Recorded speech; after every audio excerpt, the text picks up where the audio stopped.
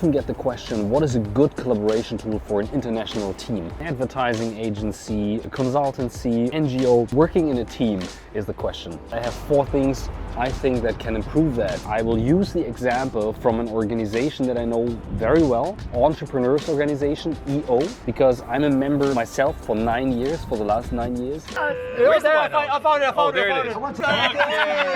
it. Very different cultures, very different personalities. You can use that right away. As I said, no matter if you're 3 people in a small team or 30,000 people on a large scale. And, we will do that on the road, on the way to the office.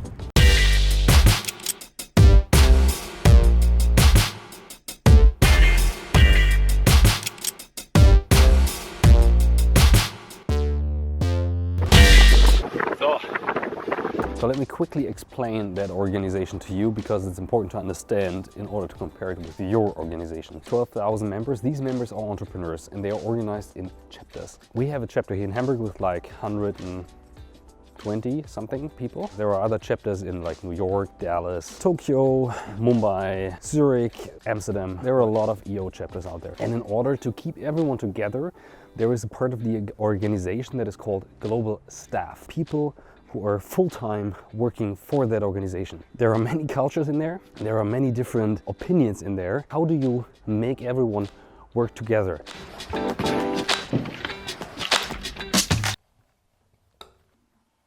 The staff and the member leaders, they collaborate. So they collaborate, they collaborate, and they collaborate. The challenge is it's around the globe. 4 things you can do to like make that kind of organization work. Number 1 is kill the ego. What do I mean by that? Ego to me is everything that is politics related, everything that is a hidden agenda, and we say it this way and we do it that way, complaining about decisions in the organization. You have that in every organization. So ego is something you completely have to take out of that equation, which is almost impossible, because if you think of the typical communication ways from asynchronous communication to synchronous communication, you remember, if you know my videos or I link it below, that the more emotional the topic, the more synchronous the communication. So whenever there is ego or politics or a hidden agenda there and I read something between the lines, I have to talk to that person. And I'm an EO member for 9 years, and it's only last year that I was in Washington meeting most of the global staff members.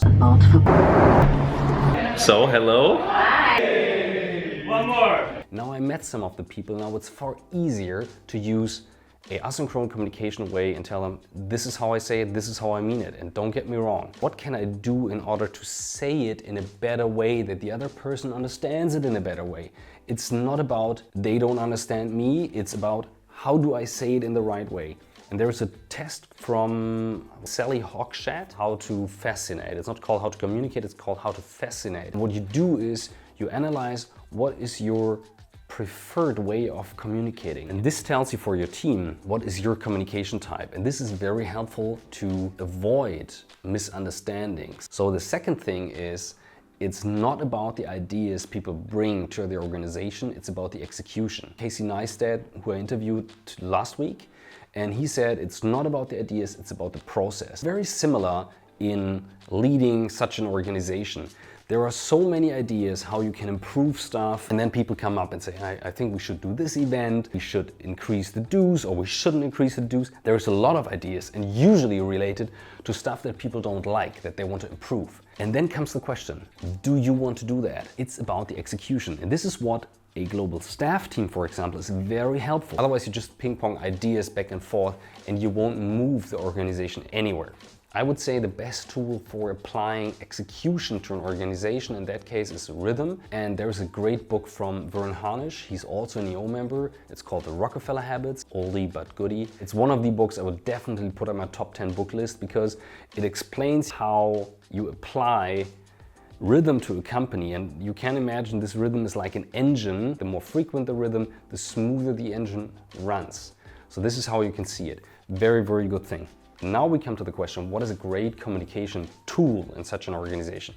And from my experience, we have on an international level only email, which is an international way of communication. I mean, in China you have WeChat, in the US you have email and a lot of Slack. In Europe you have a lot of WhatsApp, Slack and emails. It's mixed. There is not one single major communication channel on a global scale. Email is definitely the biggest communication tool. If you come to events though, I would recommend using something like a WhatsApp group to like collaborate faster. Why is that a good thing? Some people say like, oh, that's too much communication, I cannot have all the notifications. I mean, okay, then switch it off, like mute it, whatever. It helps you to stay on top of things and to stay informed about things in a very fast way, and much more informal than email, which is always like very, the subject line, the attachment, the footer. Every email looks different, and I don't know, it just doesn't feel natural to communicate that way. So accept the fact that email is there as the major communication tool, but whenever it comes to execution, use something that is faster, like WhatsApp or Slack, for example, in order to keep everyone together. Keep it easy. That's what I learned in order to keep people tied together. And remember, the more emotional the topic, the more synchronous. If you have an emotional topic, get on the phone and call the person. And the last thing is about like the actual content and concept collaboration. And what I see here is again connected to politics and then email. So what usually happens is, oh, I'm used to it. I take my Word document or my very pretty PowerPoint and attach it to the email and then send it out to everyone so that they can give me feedback. That's an issue for any global organization. So at EO, what we try to establish, and not every chapter has that yet, we try to use tools like Drive and then Docs, Slides, Sheets. You always know which is the last version. In these organizations, you never work at the same time. If you're working on a global scale, you never technically can work at the same time.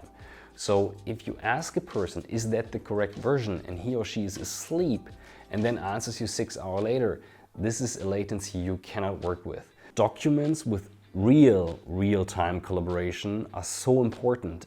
Google is the easiest one to apply there. Office 365 is also very easy to apply. Whatever you decide, make sure that people don't send attachments via email within that organization. Kill the ego, put everything on execution, make sure you separate between what do we need globally for communication, and then apply a communication channel that is fast, and then use content and concept collaboration in real time with shared documents.